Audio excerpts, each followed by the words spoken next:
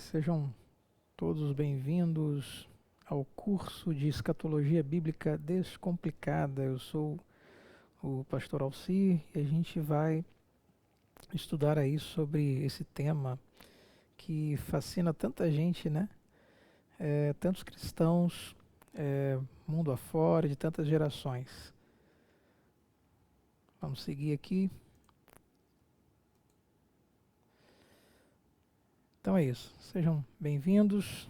Aqui nós já vamos começar com um versículo clássico, né, a respeito da escatologia, uma palavra do nosso Senhor Jesus Cristo que diz: então verão o Filho do Homem vindo numa nuvem com poder e glória. Ora, quando estas coisas começarem a acontecer, levantem-se e fiquem de cabeça erguida, porque a redenção de vocês se aproxima. Eu queria começar fazendo uma breve oração. Senhor, que o Senhor nos ilumine, que o Senhor nos dê graça, que o Senhor nos ajude a compreender as suas verdades, ó Deus, para a nossa vida, para que possamos não apenas sermos abençoados por essa palavra, enriquecidos em conhecimento, mas acima de tudo, ó Pai, compartilharmos o Teu Evangelho de uma maneira mais clara, de uma maneira mais sólida.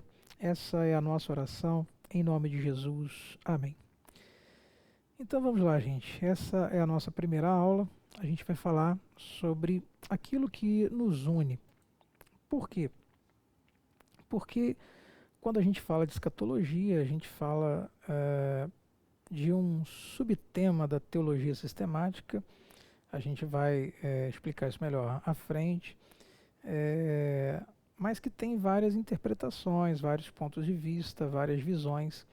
E aqui esse curso ele tem como objetivo ser o mais amplo possível, ou seja, eu não vou aqui impor a minha visão a respeito de escatologia, mas eu vou tentar passar para vocês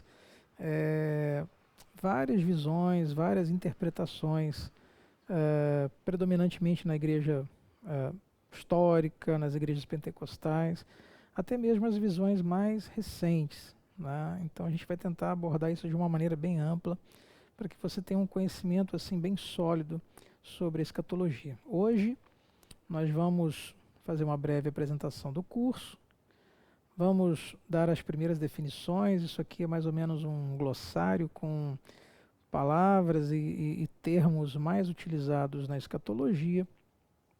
E também, fechando essa primeira aula, falar sobre o que os cristãos concordam na escatologia. Conforme eu falei, esse curso a gente vai a cada aula aprofundando um pouquinho mais e apresentando vários subtemas ou várias interpretações, né, onde você pode comparar análises bíblicas que geram interpretações diferentes. Mas hoje a gente vai falar algo que é muito importante, que é destacar não aquilo que nos divide no sentido de gerar muitas interpretações, mas eu quero falar sobre aquilo que todas as famílias cristãs na face da terra, elas concordam acerca da escatologia, ok?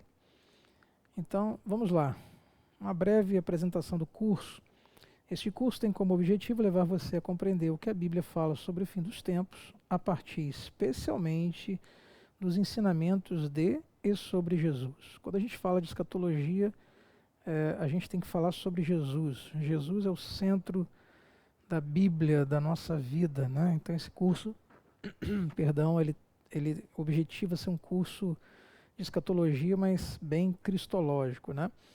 Então, a gente vai abordar esses ensinamentos de e sobre Jesus que estão contidos tanto no Antigo quanto no Novo Testamento. Já no Antigo Testamento a gente tem promessas acerca da vinda do Messias, de Jesus, e também alguns textos que apontam para o fim dos tempos, né, para a escatologia. E você compreenderá os principais escritos apocalípticos presentes na Bíblia, especialmente o livro de Apocalipse. Aqui um breve comentário, porque uma coisa são os escritos apocalípticos, outra coisa é o livro de Apocalipse. Porque na Bíblia nós vamos encontrar vários escritos apocalípticos, tanto no Antigo quanto no Novo Testamento, sendo que no Novo Testamento, obviamente, o livro de Apocalipse é o principal escrito nesse gênero.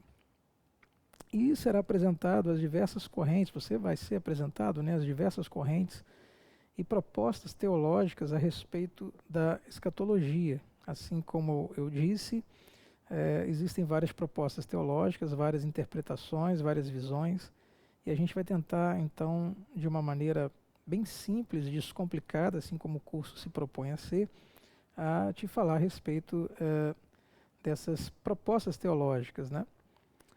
A fim de te ajudar, portanto, a desenvolver sua própria perspectiva bíblica sobre o assunto. Então, se você domina apenas uma visão, uma proposta teológica, você vai ser apresentado a outras visões, né, para você ou consolidar ainda mais aquilo que você crê, que você pensa a respeito de escatologia, ou então você realmente fazer um balanço aí dos seus conhecimentos, né, e se aprofundar ou te dar subsídios para você buscar se aprofundar ainda mais sobre esse tema.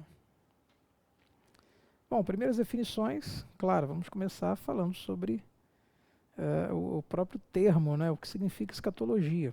É a junção de duas palavras gregas, eschaton, que significa último, final, mais o sufixo logia, estudo, palavra. Então, a escatologia é um ramo da teologia, não necessariamente cristã. Você pode ter escatologia em outras religiões, ok?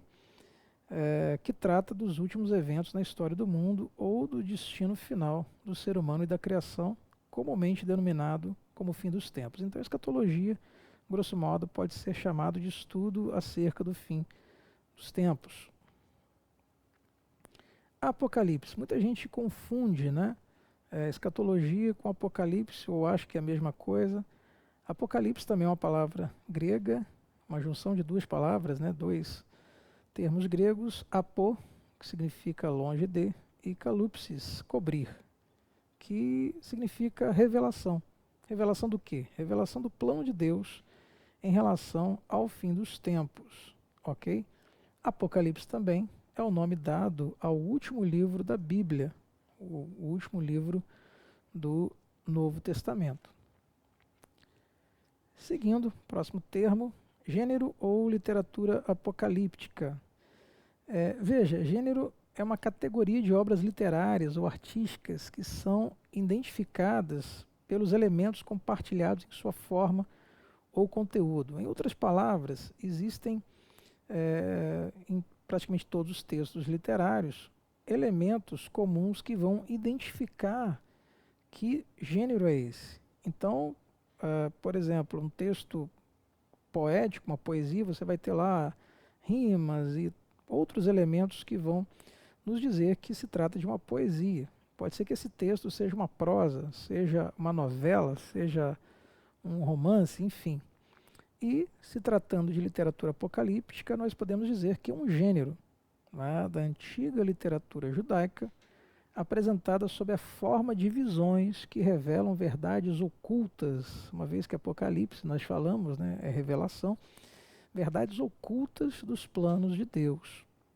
Então, a literatura apocalíptica ela apresenta elementos comuns, especialmente visões e, enfim, relatos normalmente cifrados, codificados, para expressar verdades ocultas, propósitos do plano de Deus. Outra definição, muito usada em Apocalipse, na escatologia, melhor dizendo aqui, já que escatologia é o estudo do fim dos tempos, então o fim dos tempos, numa perspectiva bíblica, são acontecimentos a respeito da volta ou segunda vinda física do Messias, Jesus, à Terra e a formação dos novos céus e a nova Terra. Por que fim dos tempos numa perspectiva bíblica? Porque a própria ciência também vai dizer que a Terra e o próprio universo ele é finito, ele vai se acabar um dia. A Via Láctea mesmo, né? A galáxia onde nós estamos inseridos, ela tem no centro o Sol é uma estrela e toda estrela ela tem também um tempo de vida, né? Quando ela chega na fase mais adulta, é claro, a gente está falando aqui de milhões e milhões de anos, mas segundo os cientistas, essa estrela ela vai explodir, ela vai, com isso, destruir a própria galáxia. Então, até numa perspectiva científica, a gente pode dizer que existe aí uma escatologia também. Mas é claro, a gente aqui vai falar numa perspectiva bíblica. Bom, o termo Messias, o Cristo, né? Messias, do hebraico Mashiach, ou Christos em grego, tem o mesmo significado, que é ungido. Ou seja, é o Salvador, Rei, não só de Israel, mas de todo o mundo, previsto em toda a Escritura Sagrada. É bom a gente observar que alguns personagens bíblicos foram confundidos com o Messias. Por exemplo, o rei Ciro, rei da Pérsia, né? Quando o rei Ciro ele edita aquele decreto, assina, né, aquele decreto onde ele libera os judeus a retornarem para a sua terra, muitos o confundiram com o próprio Messias. Depois a gente vai ver que essa expectativa, especialmente no Novo Testamento, obviamente, ela é transferida para a pessoa de Jesus Cristo. Ele é o nosso Messias, né? Eu falei Jesus Cristo, né? Muitos acham que o Cristo é até um sobrenome, mas é o título, né? É o Messias, é Jesus, ele se torna o Cristo, o ungido, o nosso Salvador, o nosso Rei. Outro tema, outro termo, segunda vinda, advento, parúsia, que são temas semelhantes, que vem do grego parousia, que significa presença. É um termo que descreve, entre outras coisas, a volta gloriosa de Jesus Cristo no fim dos tempos, para presidir o juízo final, destruir seus inimigos e glorificar seus eleitos. É o evento que porá fim à atual história da humanidade atual. Aqui vale a pena eu ressaltar novamente que eu estou dando definições assim bem gerais, bem superficiais, mas no decorrer do curso a gente vai se aprofundar em todos eles, ok? Arrebatamento, outro tema muito presente na escatologia. É um evento que acontece no dia da segunda vinda de Cristo, quando os mortos ressuscitarão e serão arrebatados juntamente com os crentes vivos, que também receberão corpos celestiais para encontrarem com Jesus, que vem descendo sobre as nuvens do céu com grande poder e glória, para julgar o mundo com justiça, assim como nós vimos naquele primeiro versículo, né? Já na apresentação do curso. Corpos celestiais, a gente vai estudar um pouquinho mais à frente sobre isso, não significa ser transformado numa estrela, como muitos creem, né? Quando morre, vira uma estrelinha no céu, não é isso.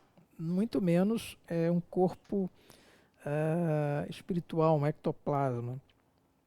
Isso é muito importante, a gente vai se aprofundar bem sobre essas questões, né? Até porque arrebatamento tem algumas visões, é um dos temas que apresenta algumas visões, interpretações diferentes. Eu quero apresentar bem esses conceitos para você aqui nesse curso.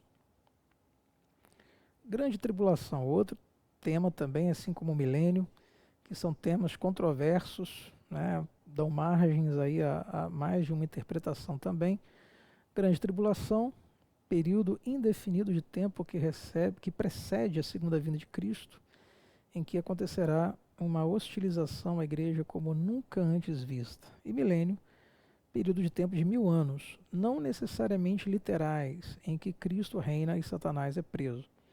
Então, só para adiantar um pouquinho, a gente vai se aprofundar mais à frente, mas essa questão do milênio, muitos creem que haverá realmente um tempo de 1000 anos em que Cristo vai reinar, Satanás será preso, e outros já creem que esse milênio é uma metáfora, não é um tempo literal, né? A literatura apocalíptica ela apresenta alguns argumentos que dão margem para você crer naquilo literalmente, ou então entender que se trata de uma linguagem codificada, de uma linguagem simbólica. Nós vamos ver, conforme eu falei, ambas as interpretações. Dia do Senhor, ou dia do juízo final, ou mesmo dia do julgamento. O que é isso? É o evento que compõe a segunda vinda de Cristo como um todo, para a consumação de todas as coisas. O julgamento e a destruição dos inimigos de Deus são características marcantes desse dia. Seguindo, Armagedon, outro tema também que aparece na escatologia, literalmente significa a montanha de Meguido, nome dado ao vale pertencente à cidade de Meguido, do norte de Israel. também é o nome dado à batalha escatológica final por Jerusalém, uma vez que tal embate ocorrerá no Vale de Meguido. Outro tema também que a gente vai se aprofundar futuramente nesse curso. Bom, segunda parte, ainda falando das primeiras definições, novos céus e nova terra. Novos céus e nova terra, ou nova criação também, né? É a criação totalmente redimida e livre dos inimigos de Deus, onde os salvos viverão com Cristo eternamente após a sua segunda vinda. Nova Jerusalém é o nome dado no livro de Apocalipse, a cidade que Deus fará para os crentes em Cristo Jesus viverem eternamente. Aqui também existem algumas controvérsias, né? Sobre aonde vai ser essa nova criação, esses novos céus e nova terra, a nova Jerusalém. Será a renovação da nossa terra, do planeta que nós vivemos? Ou Deus vai preparar um outro planeta, um outro lugar para poder levar e de maneira definitiva, eterna, aqueles que perseverarem até o fim, aqueles que crerem na mensagem do Evangelho? Também é uma questão controversa que a gente vai estudar e apresentar diversas interpretações. Dispensacionalismo, olha aí um termo também presente em algumas visões teológicas, em algumas propostas teológicas. É uma perspectiva teológica que divide a história da salvação em épocas, dispensações, daí o termo, né? O termo dispensacionalismo, para diferenciar as várias administrações de Deus com o mundo. São 7 dispensações, né? O tempo da graça, o tempo da lei. Nós vamos também mostrar, ensinar você essas dispensações. Nem todas as famílias cristãs seguem essa perspectiva teológica. É bom a gente saber isso, a gente vai fazer essa diferenciação também.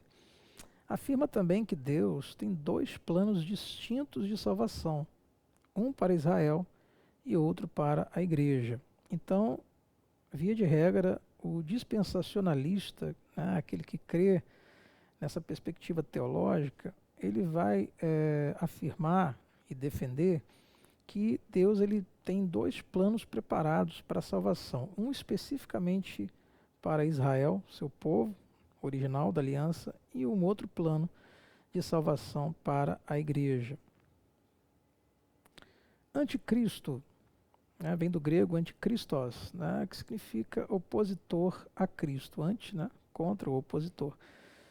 É uma denominação comum no Novo Testamento para designar tanto a um grande líder iníquo, né, pecador, que se levantará perto do fim dos tempos, como também a um espírito anticristão, que é inerente a todo aquele que nega que Jesus é o Cristo. Então, a gente pode afirmar que esse anticristo pode ser uma pessoa ou pode ser um espírito anticristão, né, que vai tomar muitas pessoas. Então, os versículos bíblicos que falam do anticristo, também nós podemos compreender como anticristos, os descrevem como falsos profetas cristãos daquela época. Portanto, não devemos confundir a besta, o homem da iniquidade, com o anticristo. A gente também vai estudar sobre isso, a gente vai fazer uma análise mais pormenorizada.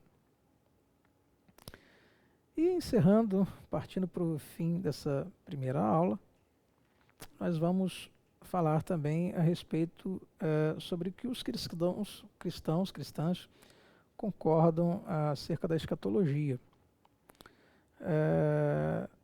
Eu utilizo, entre outros livros, materiais, aqui um livro chamado Guia Profético para o Fim dos Tempos, de um autor chamado Timothy Paul Jones, e ele fala que muitas pessoas perguntam para ele se estamos vivendo os últimos dias. Ele fala que sim, só que ele complementa, né? Desde que Jesus completou a obra do Pai na Terra, quase 2000 anos, nós estamos vivendo os últimos dias. É claro que quando eu estou preparando essa aula, a gente está vivendo um tempo de pandemia.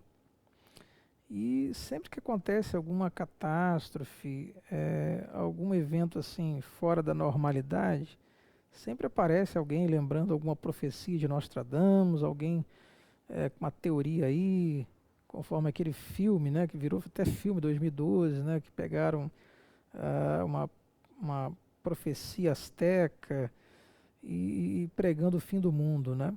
Então isso é muito comum na história, né? Já profetizaram vários finais do mundo e agora não é diferente.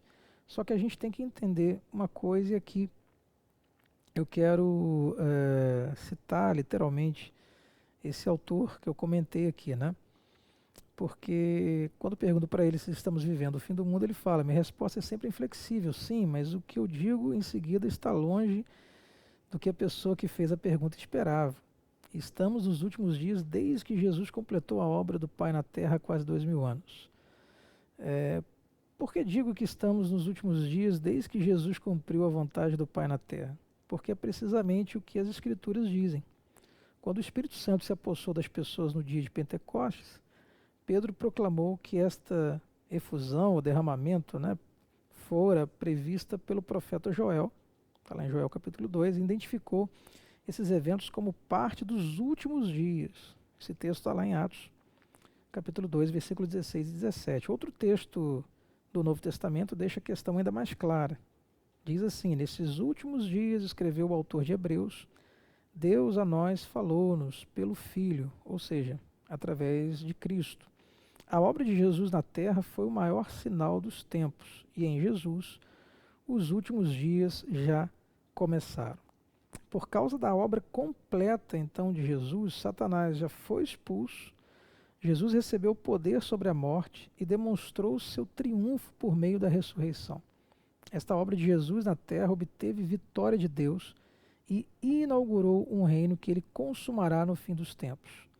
Portanto, os autores bíblicos definiram o período entre a vitória de Jesus sobre a morte e o fim dos tempos como os últimos dias. Então, desde a obra de Jesus aqui na terra, né, a sua crucificação, a sua morte, a sua ressurreição, nós estamos então vivendo os últimos dias e aguardando todos os cumprimentos das promessas do Senhor. Então, em Cristo, o triunfo de Deus já se realizou e está garantido. Amém, né? Bom, seguindo mais um pouco, nós, antes de falarmos daquilo que nos une, a gente precisa distinguir o que é essencial para nós cristãos em termos de doutrina e aquilo que não é essencial. E aí a gente pega uma classificação feita por um teólogo chamado Albert Muller, que ele fala o seguinte para a gente. Primeiramente, questões de primeira ordem seriam aquelas questões essenciais à fé cristã, ou seja, doutrinas essenciais e fundamentais da fé cristã, como a Trindade, a plena divindade de Jesus e a plena humanidade de Jesus, justificação pela fé, né, e não por obras, a autoridade das Escrituras e a volta corpórea de Cristo, ok? Corpórea, né? Cristo virá em corpo, né? Uma vez que Jesus, ele depois que ele morreu, ressuscitou, né? O Verbo se fez carne, né? Se encarnou em Jesus, e Jesus nunca mais deixou de ter a sua forma corpórea, ele nunca mais deixou de ter o seu corpo. Isso é uma questão complicada para muitos cristãos, mas isso é uma doutrina fundamental do cristianismo. Negar essas doutrinas é negar o próprio cristianismo. Então, tem muitas seitas que se dizem cristãs que negam algumas dessas doutrinas essenciais do cristianismo. Por exemplo, algumas não creem que Jesus foi 100% Deus. E quando uma determinada religião, mesmo que se autodefina como cristã, diz que Jesus não foi 100% Deus e 100% homem, está simplesmente negando um princípio que foi estabelecido pela própria igreja. Cremos, né, obviamente, que a luz do Espírito Santo, né, então a gente chama essa religião de uma seita herética, né, que comete uma heresia, que não segue os princípios fundamentais, as doutrinas básicas do cristianismo. Muller também vai falar de questões de segunda ordem. O que é isso? doutrinas importantes em que os cristãos podem discordar. Se crianças podem ser batizadas ou não, se mulheres podem ser ordenadas ou não, dentre outras questões, tá? Talvez você até estranhe, porque talvez você faça parte de uma igreja em que não se pratique o batismo infantil. Mas há várias denominações cristãs que praticam o batismo infantil. Nós não cremos que isso seja uma doutrina de primeira ordem, que seja essencial, que se uma igreja batizar criança ou deixar de batizar, ela vai deixar de ser considerada uma igreja cristã. Né? E ambas as interpretações bíblicas, ela encontra fundamento na própria Bíblia. Né? Aqui não é o espaço para a gente falar sobre batismo infantil, mas eu quero dizer que a gente tem argumentos de ambas as partes. Se mulheres também podem ser ordenadas ou não, se pode uma mulher ser uma pastora ou não. Da mesma forma, existem várias igrejas que ordenam mulheres ao pastorado, por exemplo, ao episcopado, e outras que não aceitam essa ordenação. E nós temos também questões de terceira ordem, questões não essenciais, em que os cristãos podem até discordar, seja por se tratar de textos de difícil compreensão, e aí quando o texto é muito difícil, cada um vai ter uma compreensão muito particular, ou terem pontos de vista diferentes, onde a Bíblia deixa margem para mais de um ponto de vista. Exemplo, anticristo, milênio. Conforme eu já disse, milênio, por exemplo, a gente vai ter mais de uma, inclusive, interpretação diferente. Todavia, essa discordância, né, esses pontos de vistas divergentes, que pode acontecer até mesmo entre membros de uma mesma denominação, e eu já vi isso acontecer bastante, pessoas de uma mesma denominação, mas terem pontos de vista diferentes acerca de um ponto que é considerado de terceira ordem. Né? Então, essas divergências não comprometem, nem de longe, a fé cristã. Então, a gente tem que ter isso aqui muito claro, né? O que é uma questão de primeira ordem, uma doutrina essencial e aquilo que não é uma doutrina essencial. Bom, uma vez que a gente entendeu essa questão, vamos falar de 3 pontos essenciais da fé cristã em que praticamente todos os cristãos concordam por gerações e em todos os lugares.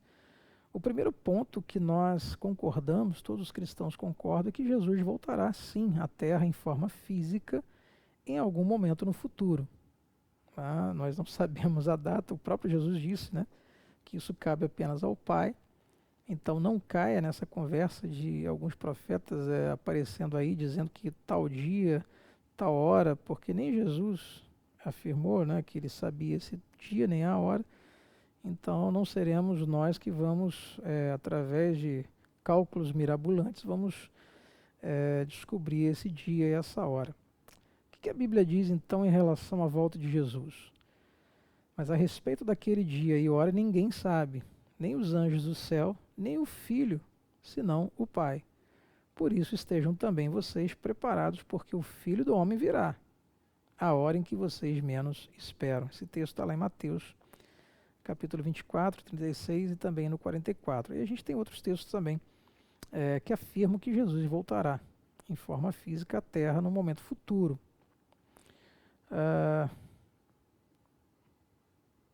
O que é, deixa eu ver se eu consigo voltar, o que não é essencial em relação a esse ponto?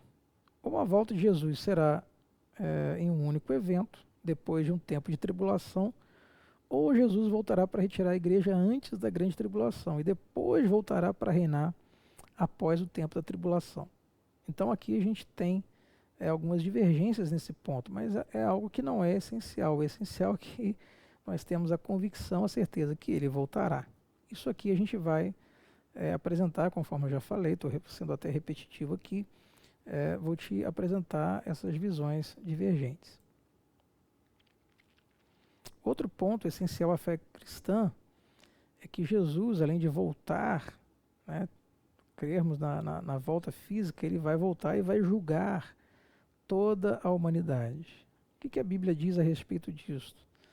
porque Deus estabeleceu um dia em que julgará o mundo com justiça por meio de um homem que escolheu. E deu certeza disso a todos, ressuscitando dentre os mortos. Está lá em Atos capítulo 17, versículo 31. E aí a gente tem outros textos também para amparar esse argumento. E o que não é essencial em relação a isso? Jesus julgará toda a humanidade ao mesmo tempo, ou Jesus julgará os cristãos no tribunal de Cristo, conforme está lá em 2 Coríntios capítulo 5, versículo 10, e os não cristãos no juízo do grande trono branco, que está lá em Apocalipse capítulo 20, que vai do versículo 11 ao versículo 15. Da mesma forma, queridos, né, nós temos como algo essencial que haverá um julgamento. E Jesus, que hoje é o nosso advogado, que intercede junto ao Pai por cada um de nós, ele se tornará um juiz. E o que não é essencial é a ordem desses eventos e a forma como isso vai se dar, que também vai ser mostrado para vocês. E o último ponto é que Deus ressuscitará fisicamente toda a humanidade em algum momento no futuro. Eu fiz questão de enfatizar aqui o fisicamente, coloquei em caixa alta, por quê?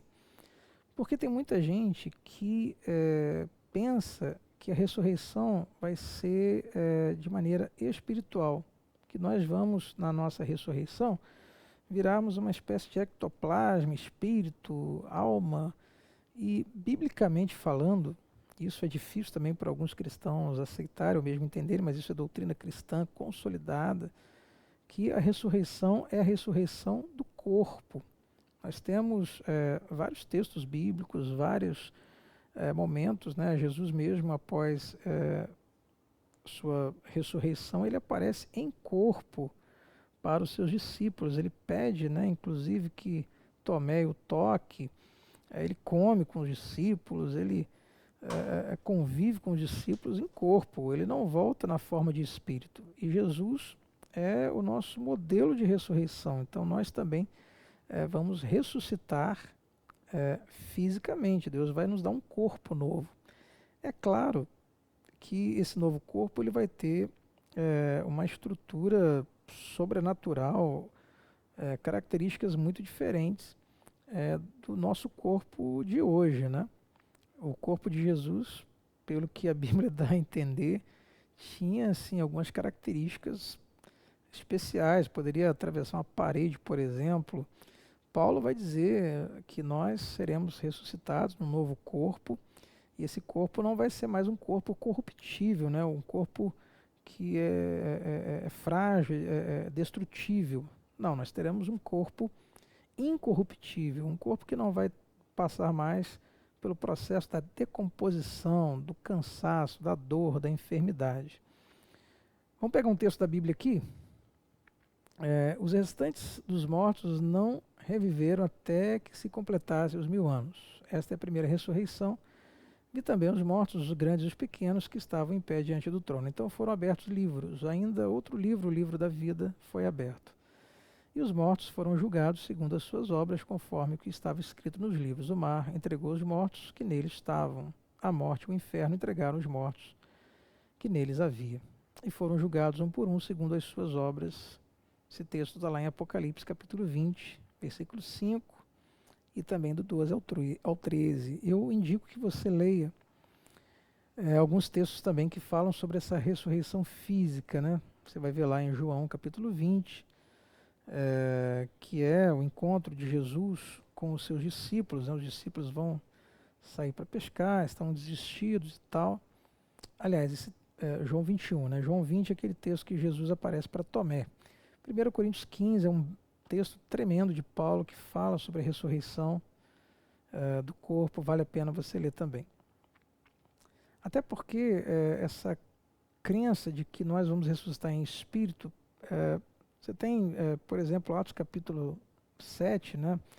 Quando Estevão ele é martirizado, apedrejado, ele fala para Deus, olha, receba agora o meu espírito. Isso pode levar alguns a pensar que essa ressurreição vai ser em espírito, né? Mas isso é uma doutrina muito mais platônica, muito mais uma doutrina da filosofia grega, que de certa maneira também influenciou muitos cristãos do que propriamente uma doutrina bíblica, ok? E o que não é essencial em relação à ressurreição física de toda a humanidade em algum momento no futuro. Ou a ressurreição ocorrerá para todos na mesma ocasião, no fim dos tempos, ou alguns cristãos serão ressuscitados antes da grande tribulação.